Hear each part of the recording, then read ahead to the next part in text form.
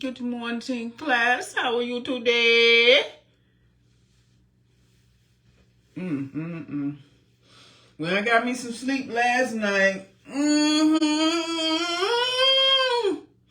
Got me some sleep last night. Got me about a good 4 hours of sleep. That's all I need. I need me about 4 good hours. I asked for 2, but I got 4. That's because I maximized all the energy. I used a lot of energy yesterday, but wisely. And so I was able to program my sleep in.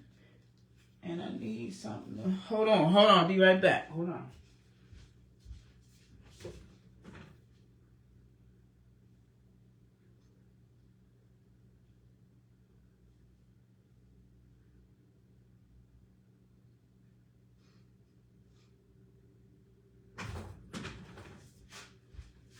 I do not know why I could never keep anything to wrap up my hair with. But I do. Why am I saying that? I be wanting to keep the black ones and on my wrist. Shane.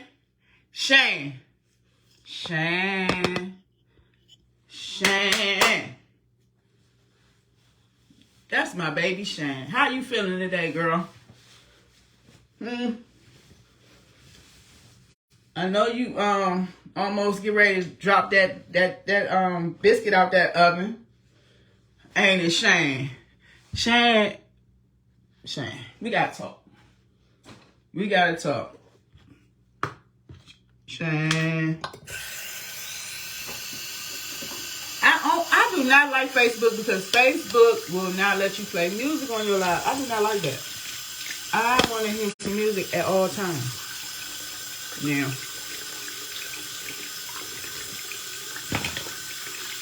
Man, so today I want to talk about a phone call I got from a supporter, right? And she always on my live. We know a lot of the same people, but we never really knew each other until this phone call. So, and she knows who she is. I want to thank you for that conversation because you really taught me something too yesterday. That you never know who your real true supporters are. Like they could have been around the whole time, watching your growth, watching you fall, watch you stumble, and still had hopes and pray. Well, you know, some people pray, I don't, but hopes and just was hoping that you came up out of that you was in. Cause she's always in my life. She's always the first to comment, and I wondered why I never knew why. Because I only met her maybe a few times, but she know a lot of mutual people. But, and it was refreshing because she's from where I'm from, and her accent is so Southeast. Right? So I was surprised about that. I never realized that DC accents are very, very different. And that's a fact. So, not only is she conscious too, so I can rap to her about what I know. She's not limited in a way that I can't, get reciprocity in the conversation. But she let me know this about myself that I can't remember all, but what I do remember mostly is that she told me to take my time and keep going, right? Which I've been doing. But it lets me know that somebody else sees the growth that I've made. And it also lets me know how I see myself. Because like I said, you only are projecting your thoughts out. Like, what people give you is what you're thinking and who you are. Ooh, these gray hairs are not plain. So, listen, who you are is what you attract to you. That's just simple. In a nutshell, Who you are is who you attract to you. So now that I'm in a space in my mind where I more than love myself, I understand and know myself. It's a difference to know yourself and not have conceit or overconfidence of that, and just be neutral, which is the highest of all frequencies. Neutrality. Now that I'm so neutral and I'm not swayed, hot or cold, I'm just neutral. I'm able to, what was I saying? I try to get so deep, but listen, neutrality is the highest of frequencies. It's not love, and it's definitely not hate. So if you love something more and more and more to the point that you're not getting the same back from that love, it can turn into hate. So you see how hate can trick you, and love can trick you and make you hate, or vice versa. So like I said, young lady called me and let me know my growth in a way that I needed to see it through another person. I know I've grown, but she went back and showed me where she really realized I was lunching at. And this goes back to where I told you I'm not religious, never have been, because my dad was a history teacher and a Black activist, and my mother wasn't really religious, so I didn't have that programming. That's a heavy programming. Religion is a heavy programming. So what she made me remember is that I have a friend, and I call her a family friend, a sister to me, and she will always be, right? So she came into my life when I became Killer Kia. I was boxing. Her brother was my coach, Coach Greg, right? So she was in there selling her health products, and she's a spiritualist, okay? So she was so attracted to me in a weird way, like not sexually or nothing, but just she had to come up to me and introduce herself to me. And I replied, and we became acquaintance. And over time, she's the one who really, man, the things me and this lady, Corliss Larry. I'm going to shout you out, baby. I got to tell your real name because people need to meet you. And you're a doctor. You are a spiritual doctor. Corliss Larry. Y'all look her up, right? And she's more than a spiritualist. She's a doctor. And she introduced me to ancestry in a way my father didn't teach me. She introduced me to spirituality in a way that my mother or my father could not teach me, because she had sat by some of the biggest gurus. Like, she's been in a cult. She got out of that alive. She's E5. All of the spiritual groups that you could think of. She been over there to Father God now. He over in another country, and he's a cult member, but it's levels to this understanding that I have. And I had to go through that school of thought with Corliss Larry. Right? I went through a school of thought gradually. Like, I'm not religious. I got to keep saying that. And that's, a lot of people ain't going to get it, because you can't have boundaries in the game. Religion will bound you to God or the devil. Simple.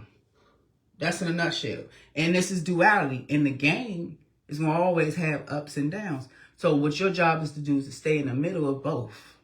So religion won't provide you that neutrality. It will always make you judge and give you God or the devil. So see how that'll trick you out your bag?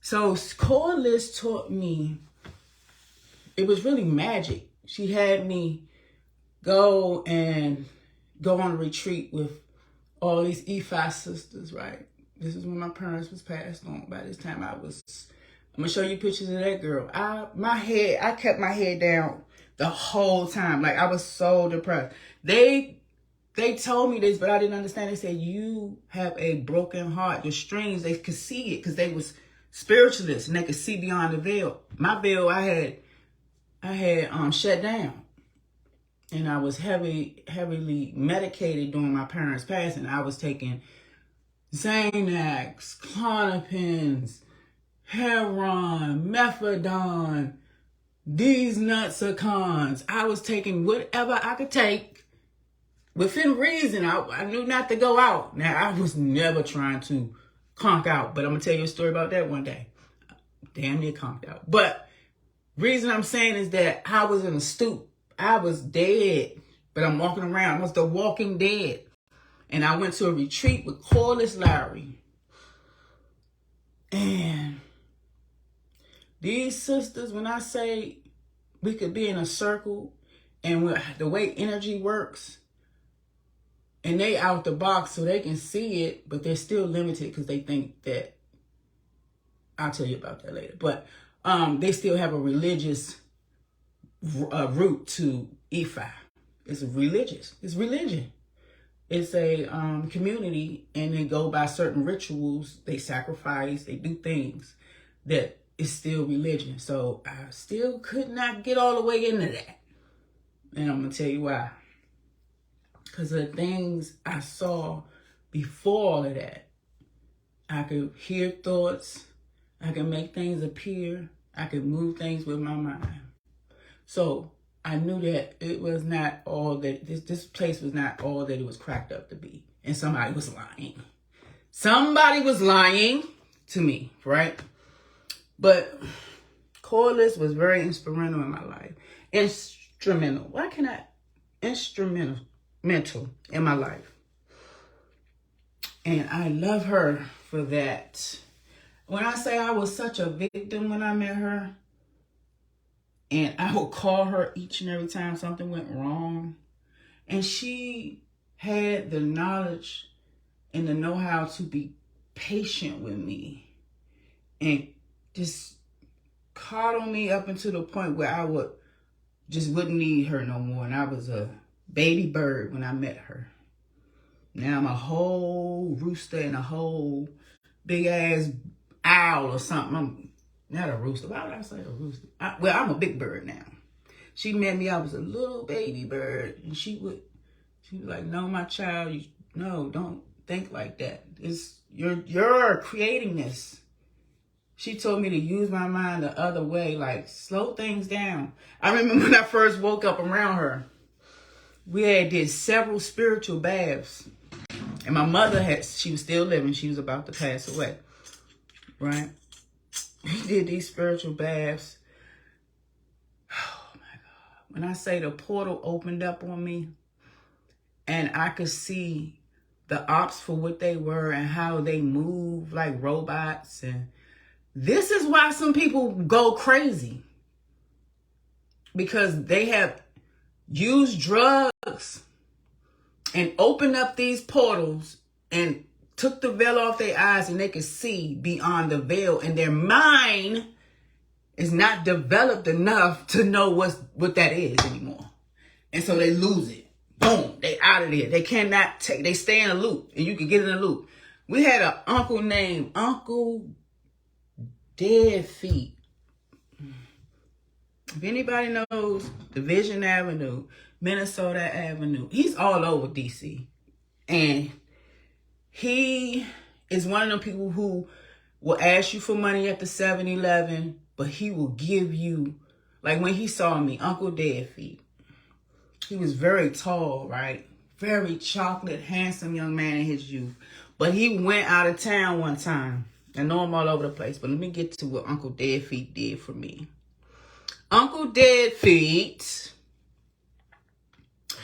is a source player that lost his mind, so-called.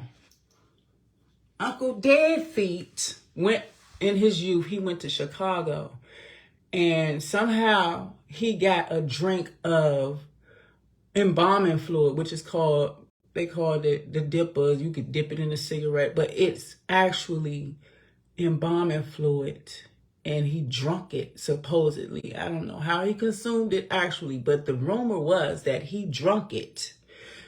And he was in Chicago. This is D.C. in the 80s. When Uncle Dead Feet got back, this man was running around town naked. Big old ding dong.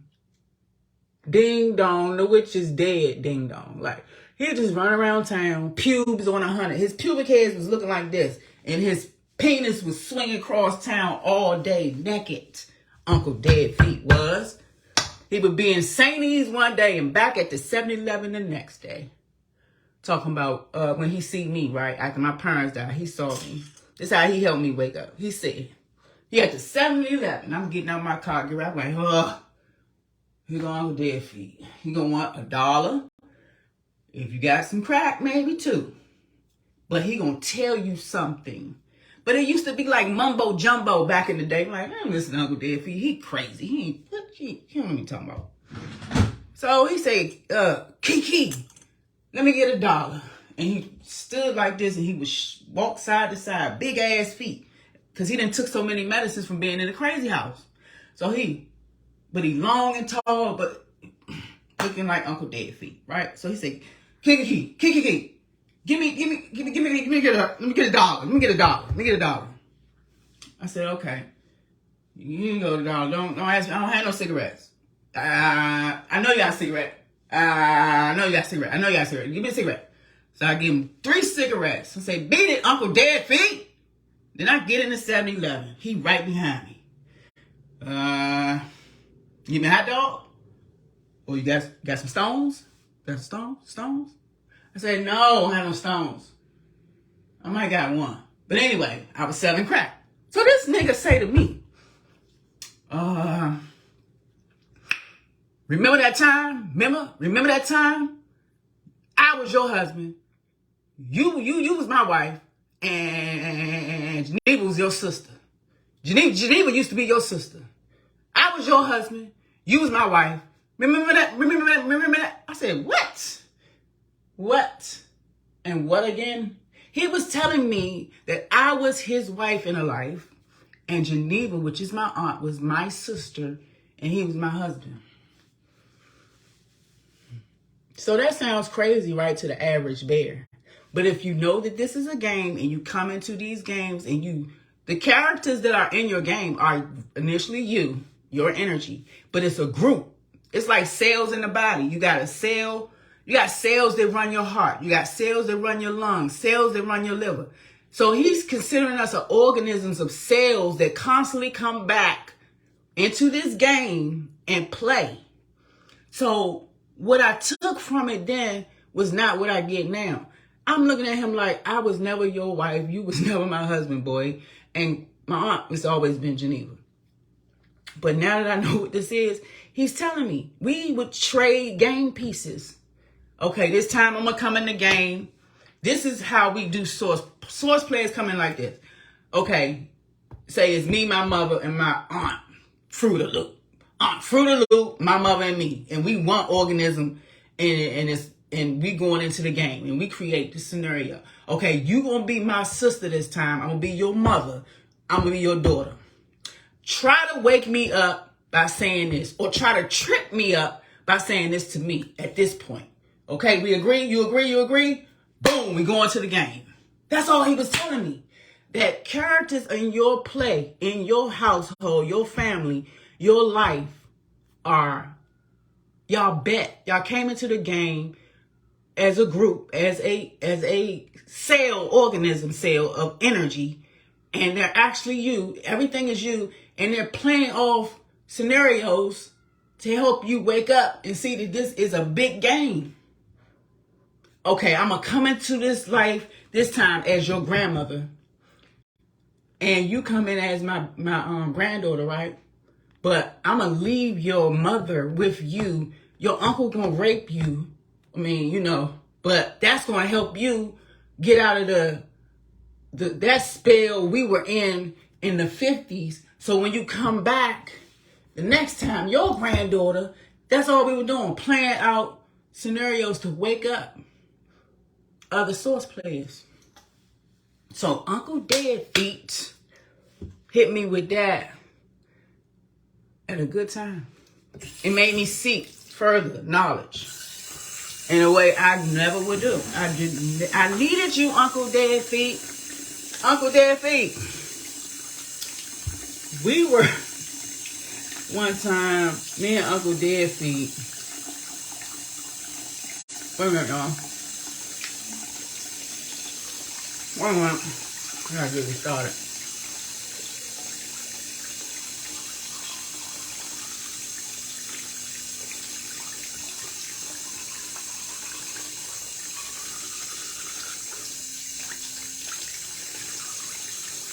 Okay. One time, Uncle Dead Feet and I were in DC General rehab together. That's how I know he's an organism in a group, in my group. Because why were you there at the same time I was there, Uncle Dead Feet? I was dating Carla from Guys and Dolls at this point. And I was on cocaine and Percocets heavy then. And she came over to my apartment and saw my eyes probably was too dilated for her good. She didn't like that shit. She was like, I told we could sell the shit. You over here taking the shit. So she say, She called and made arrangements for me to get straight to DC General, right? Love you for that, Carla. Rest in peace, baby. Right? So I'm up there. By the time I realized she got me up to DC General, no ambulance, she drove me. But she went to go see my mother and told her. That mother said she did that to herself and stayed home. Because my mother knew better. She knew who I was. She wasn't there for the bullshit. So I'm up DC General, crying, talking to the counselor. She was like, what drugs do you use? I was like, cocaine and Percocet. And I get to crying, right? Like a baby, like crying, snot booger tears crying.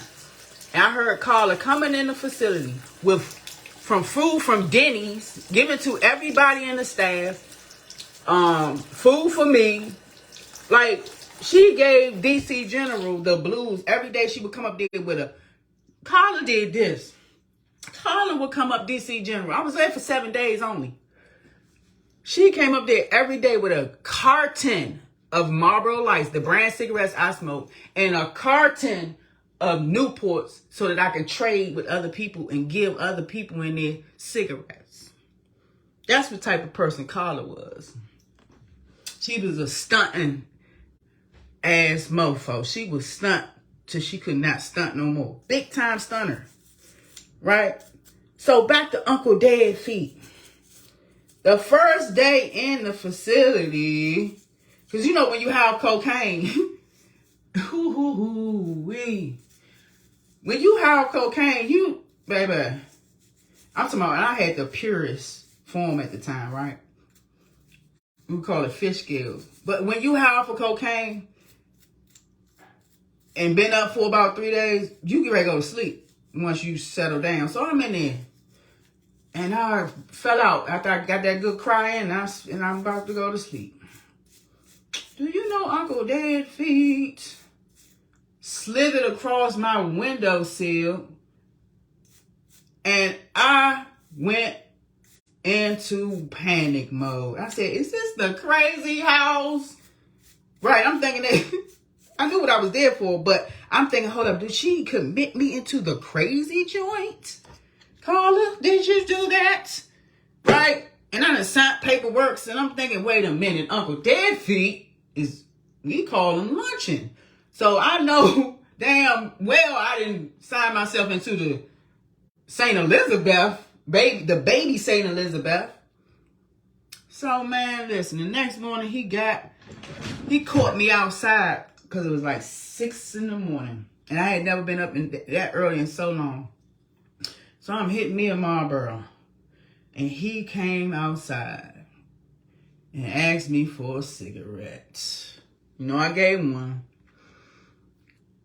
And we didn't talk much that day, but he would come and get his cigarettes. Because remember, Carla bought me a carton every day.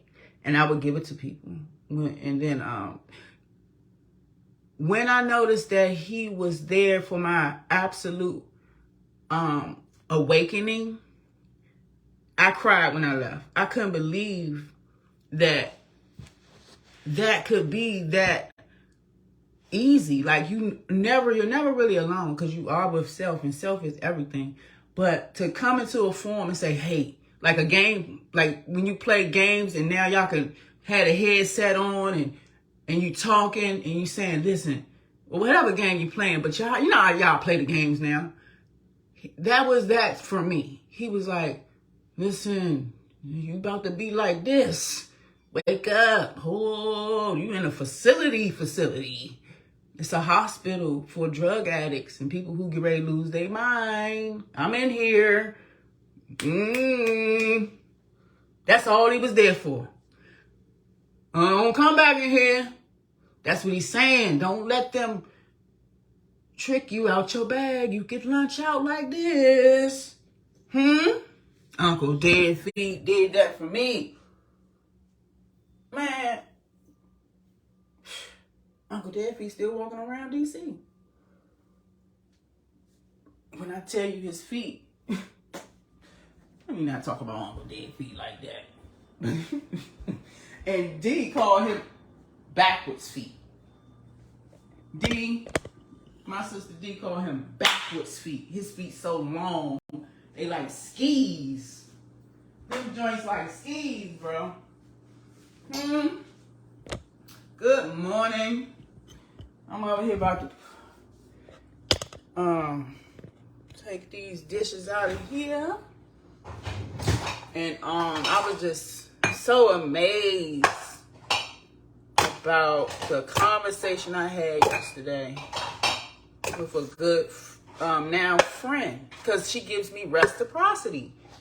Like, I was not expecting her to know when I first started looking like crazy out there. Like, you know, when you, I don't know, you just don't see yourself. People will let you look crazy.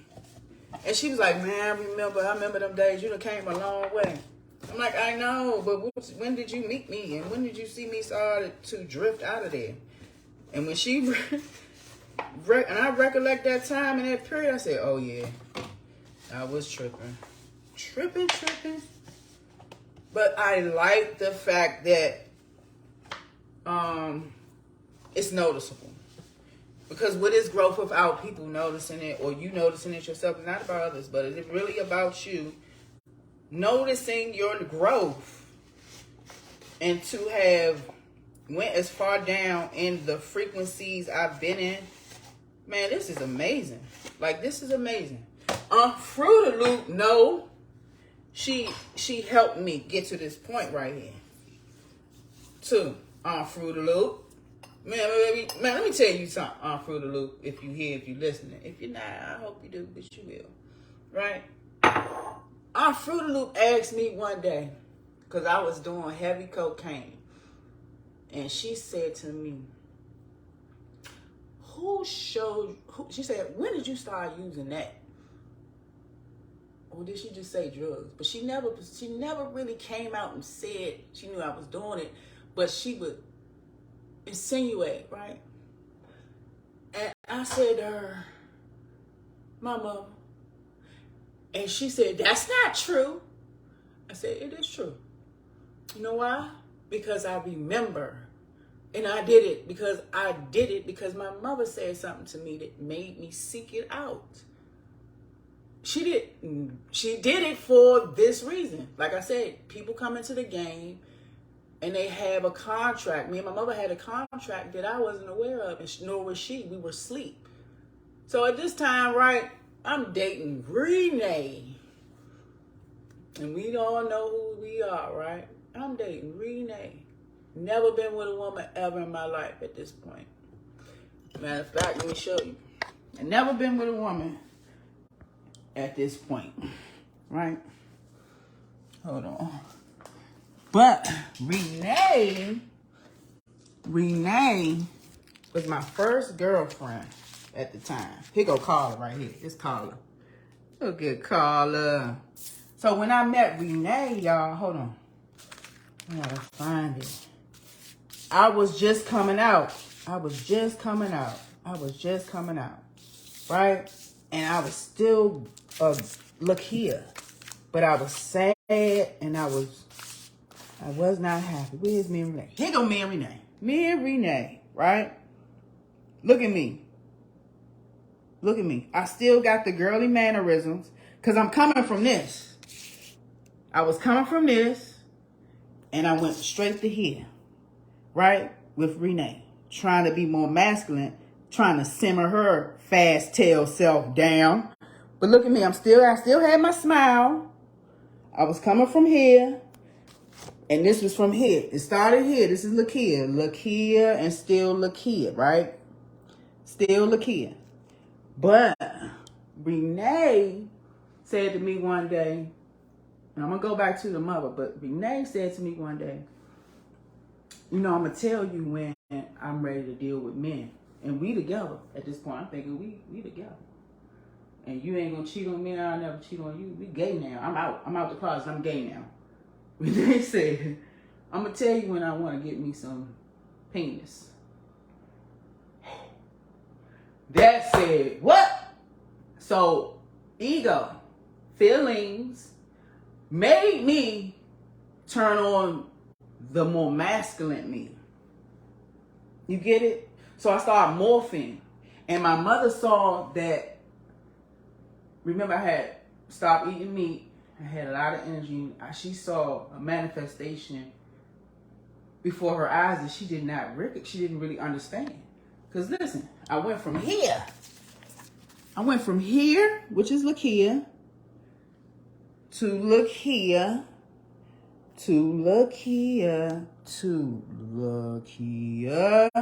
and became, I think I'm still with Renee at this point, Lakia, more masculine, right? But my energy was heightened. And I wasn't doing anything but weed at this point. But my energy, she was seeing it being sporadic, and I morphed into a more masculine me. And she's like, are you doing, kid, let me just ask, are you doing cocaine? And I said, no, why? Because I've tried it, but I didn't like it. That's all she said. That's all she said to me. And when she said that, the floodgates of thoughts woke up, and the curiosity of what is cocaine. And I know that that's bad. I know I have crackhead cousins and aunts and nieces and nephews and grandchildren that's crackhead in my family, that it's a no-no for me.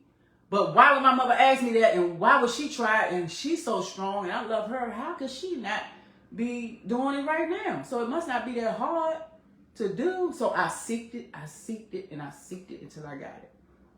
I seeked it. I went to look for cocaine. I actually had to think about it so much until it manifested. And it manifested through clients, which were gay males. And then I became a faggy. Bro.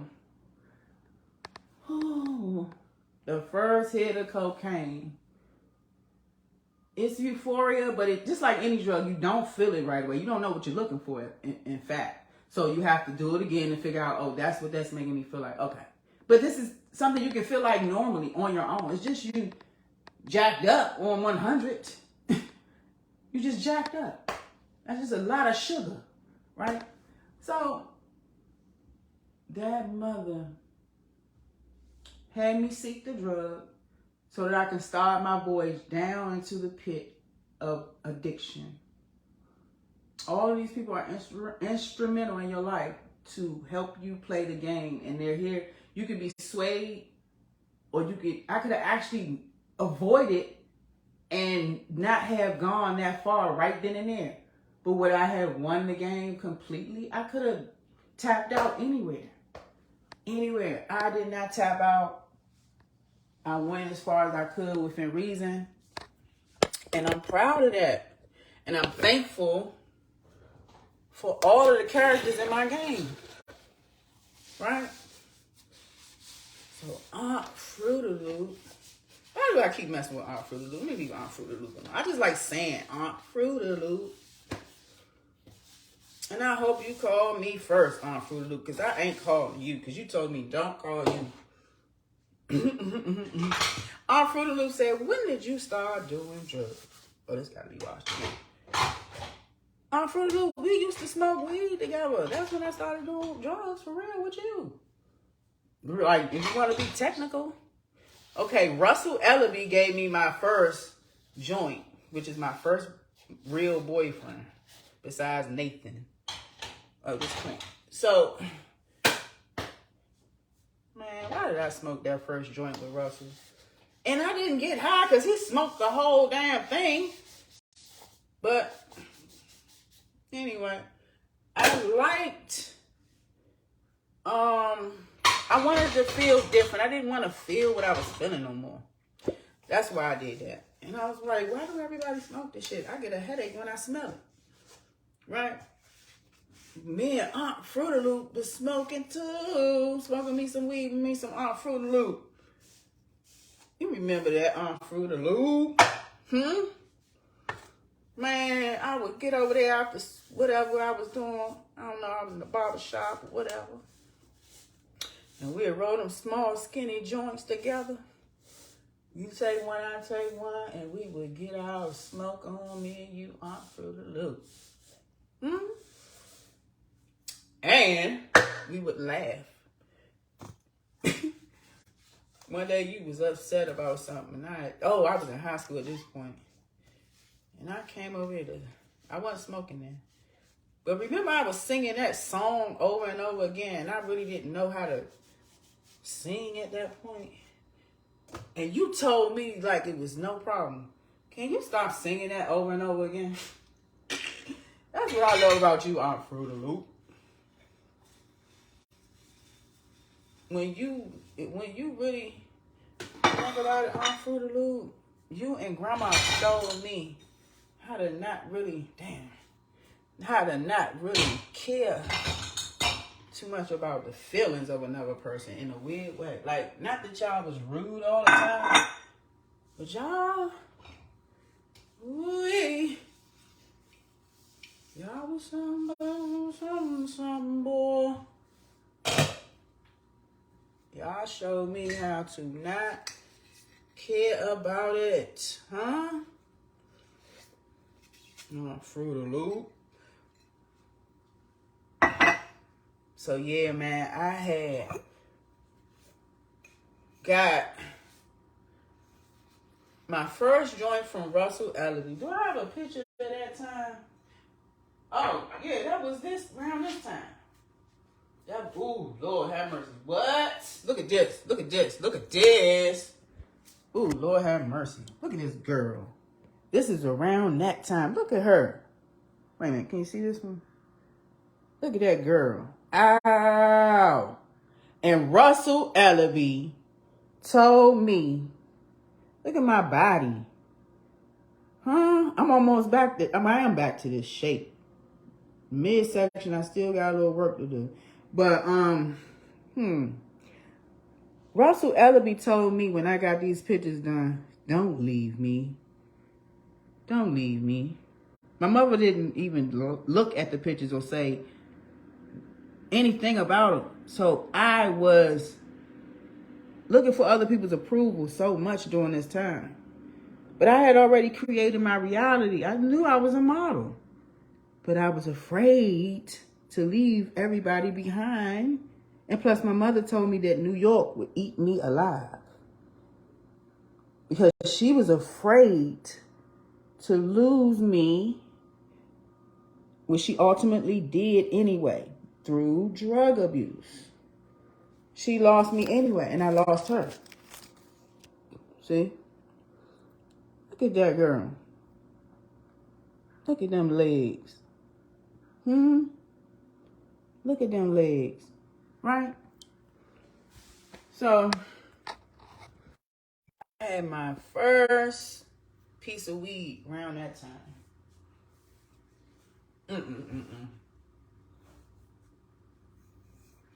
Didn't even know what I was going through. Did not know what I was going through.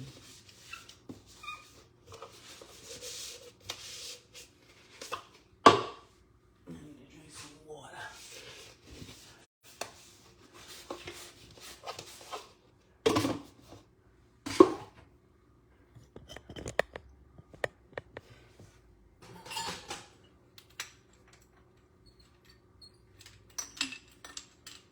I know what I was going through, y'all.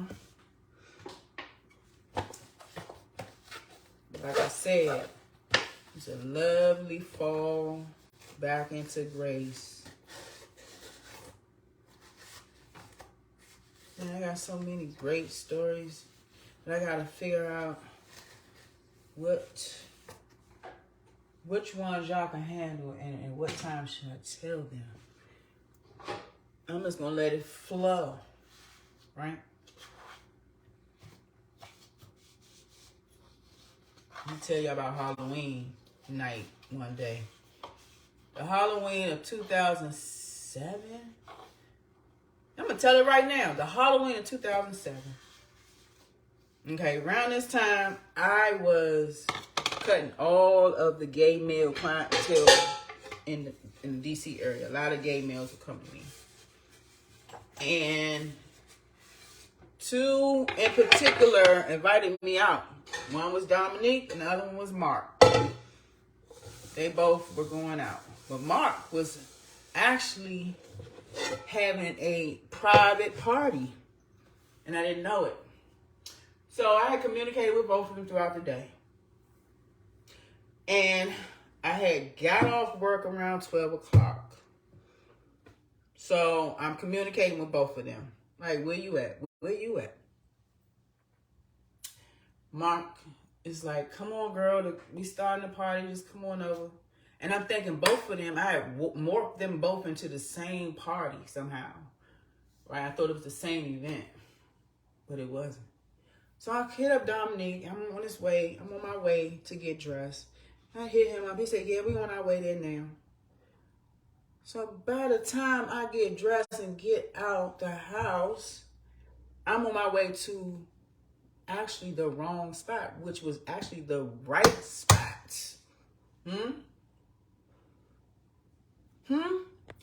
I went to the party that Mark invited me to.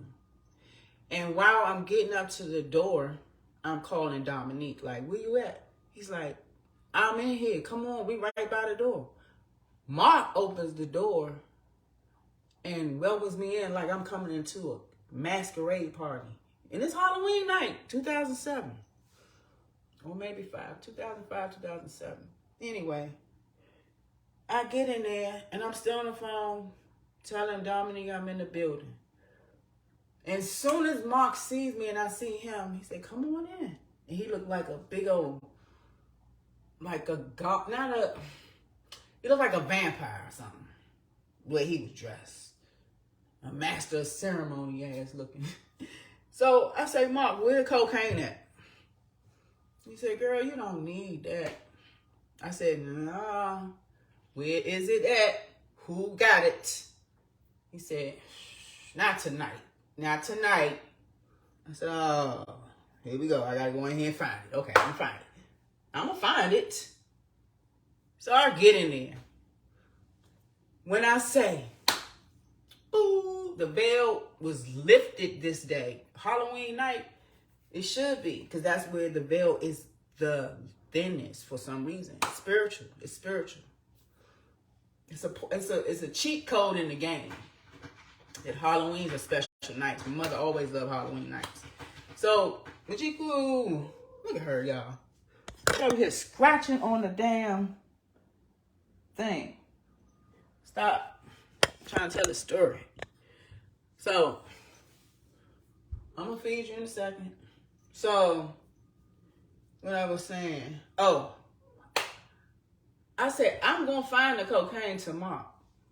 And I'm walking in the damn party, and it's like I'm walking into my own private party because I know everybody from different walks of life in this party.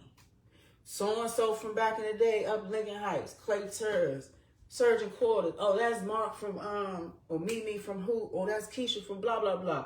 Damn, that's, okay, Kawan from down the street.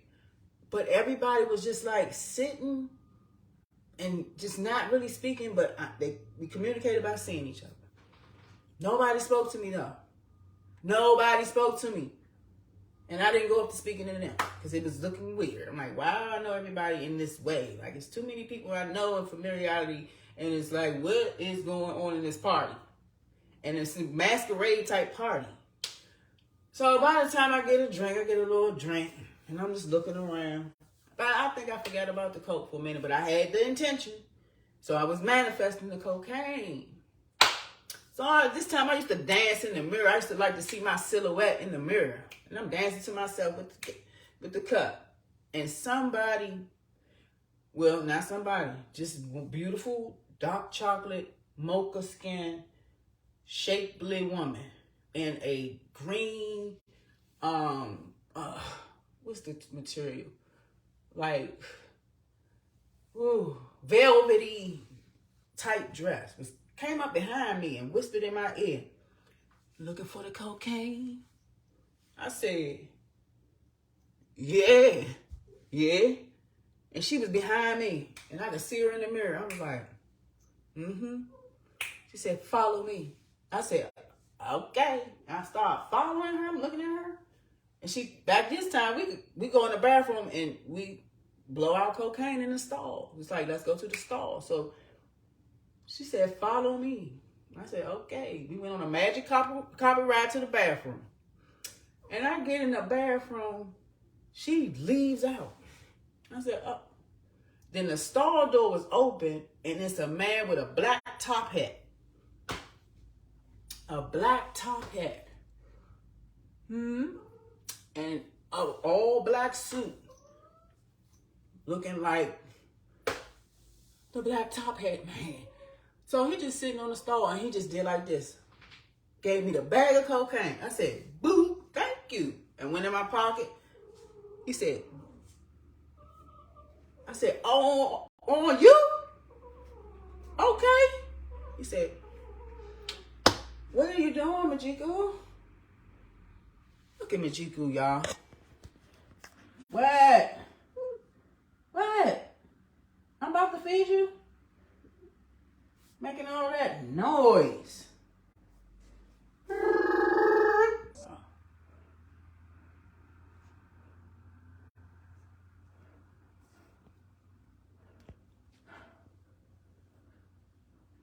So,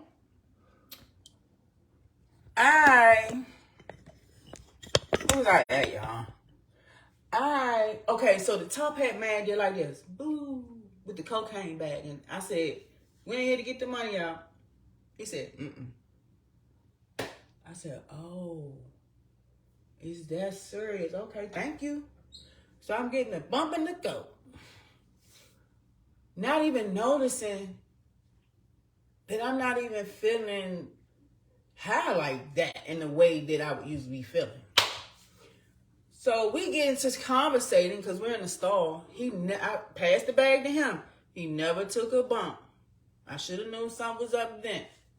But he never took a bump. I'm going to feed you, baby.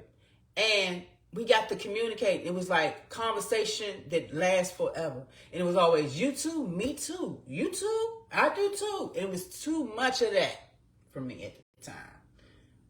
But I still went with it. We were in that bathroom an hour doing that.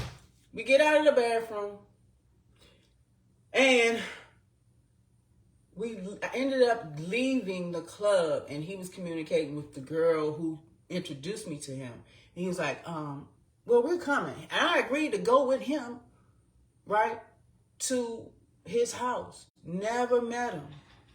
And I did ride with him. And this time I'm driving a red drop top Lexus, right? And he left his car with other people. And we get to driving for hours and got to his house. I don't remember the place. I don't remember the street, but I should because I know the neighborhood. And it's not there no more, right? That type of shit. It was a dream to me at the time. So we get to his house. Do you know this man's house was built like mine, but everything was opposite? And at the time, I was trying to study the Bible. I was writing everything down, and I had a dictionary on my bed. My bed was on the floor. I didn't have a mat. I had a mattress, no box spring or none of that shit. And I had these belts on the door. And everything in his room resembled mine, but the opposite way around. When we got into his room, I'm still bumping the coat, but he went to every window and shut the blinds, and looked through the blinds, looked to each blind, and he said, don't worry. I've been here for a while. I got something to tell you. But this body is not pure. I can't stay in this body long. What I'm going to tell you, you will not remember for about 7 years. This will be, you will not be able to tell a friend, a family, any of these things I'm telling you. But you're going to be fine. You're falling, but you're falling slowly. You can stand up anytime, but you're asleep. Boom. And I'm looking at him. And all I saw was him looking through the windows like he was looking for somebody to come and get us. I'm like, we safe, right? So the girl from the party pops up. Boom, the one who introduced me to him. And she said, she pointed at my belt. On my belt, I had a skull head, and underneath it, it was written, "We are watching." She pointed at my belt, which he had the same belt on the wall. She said, "That's what we do." And I said, and my belt says, "We are watching." So she was telling us, she was trying to tell me, they were trying to tell me, we watching you fall. We contracted. I came into this game to help you right now. I'm trying to wake you up. That's all it was. Halloween night, 2007. I don't remember his name. I got downstairs too, right, in his house, because he was trying to act a little preachy. So I said, I'm ready to go. He said, come kneel with me, please, my child. Remember, I'm trying to study the Bible. So all of this is playing out in a religious, almost sacrificial type of way, like devilish, God, it's Halloween night. So I'm manifesting all these whole weird scenarios all in one. So he's like, kneel with me. I'm like, kneel with me? You sound like you God or something, right? I said, what are you? And I was scared to know. He was like, I am that I am. And so are you. And I said, guru-y. Real guru-y. So in his kitchen was the back door to the house. Up pops 3 more people coming through the door. And I swear they was zombied out. I don't know what drug they was on. And I said, so why are you telling me this and you're not telling these other people that? He said, why tell people who don't want to know? Because I was seeking the knowledge. The pad, the dictionary, and on the bed. I was seeking the knowledge. See, the game is designed like this. Okay, how do I put this? When you come into this game and you're a source player, your memory is wiped off the breakaway. You're a baby all over again. You cannot, source does not want to know what it is, right? If you come into a game and you know it already, how fun would that be? So you get your memory right, and then you come into the game as a baby. Straight like that. So what he was saying, when he said, why tell anybody that don't want to know? He was saying it to say, you're looking for the knowledge. And I was contracted, we contracted each other for this day and this day only. I'm supposed to come and tell you these things in this contract. This script is these words we agreed on to wake you up in this way, to give you a key. I'm coming to give you a key to the game. Right quick. You are falling, but you're falling slowly, he told me. And at any time, you can stand back up. And I said, my heart beat. I'm like, who are you? He said, I am that I am, and so are you. He's trying to tell me that we are the same. I'm actually you. I'm an energy body. We are the same energy. You came into the game as Lakia. I am the man with the top hat. But I'm here to tell you, you're tripping. And hurry up and get up. Wake up, wait, come on. Come back up to Lakia. Because you're going too far into kill Lakia. That's all he did. And I got afraid. And I said, you scared me. He said, fear. It's peace inside of fear. And I didn't understand that then. But I do understand, because fear, if you get out of fear, everything is peaceful.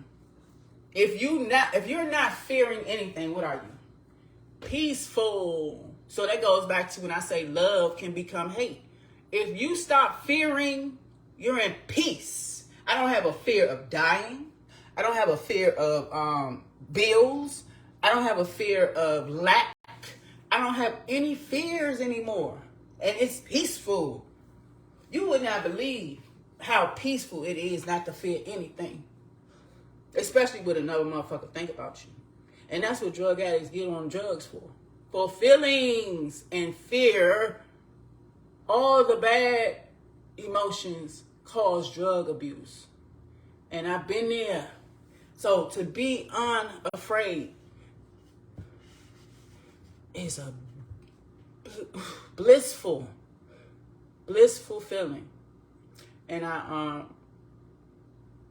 love how it feels. Y'all stay tuned. I'm gonna be back a little later on. I gotta feed these pets of mine.